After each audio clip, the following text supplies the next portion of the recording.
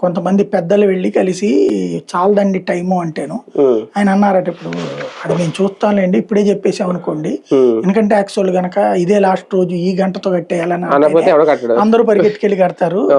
అదే ఇంకా టైం ఇంకో నెల ఎక్స్టెండ్ అనగానే అందరూ ఆగిపోతారు. ఇదైనా అట్టాగే జరుగుతుంది, కొద్దిగా టైం తీసుకుందాంలేండి, మేము చూస్తాం చివరి రోజున చివరి గంటలో చెబుతాంలేండి అని చెప్పారట. అట్లాగే జరగచ్చేమన్నా, అది జరిగితే ఇంకొక నెల ఇట్లాగ ఉంటది. కాబట్టి ఈ సర్ర అయిపోయిన తర్వాత అప్పుడు లెక్కేస్తారు. సర్ర అయ్యాక లిస్టులు ఫైనల్ చేశాక ఆ లిస్టులో ఉన్న ఓట్లను బేస్ చేసుకుని జరగాలి కూడా ఎన్నికలు. కాబట్టి సెప్టెంబర్, అక్టోబర్, నవంబర్ లెక్క.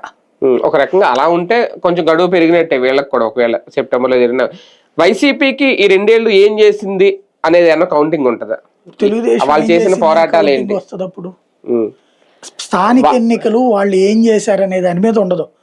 స్థానికంగా ఉన్న ప్రభుత్వంలో ఎవరు అధికారంలో ఉంటే అభివృద్ధి జరుగుతుంది. అంటే వాళ్ళంటే మేము పింఛన్లు ఇచ్చాం, లేదంటే ఉచిత బస్సు ఇచ్చాం, లేదంటే అమ్మఒడి ఇచ్చాం, అదే తల్లికి వందనం ఇచ్చాం, అవి చెప్పుకుంటారు. ఎవరికి చెప్పారు వాళ్ళు? ఇప్పుడైనా వీళ్ళు చెప్తారు 4000 పెన్షన్ ఇచ్చాము, గ్యాస్ బండ్ ఇచ్చాము అనేసి.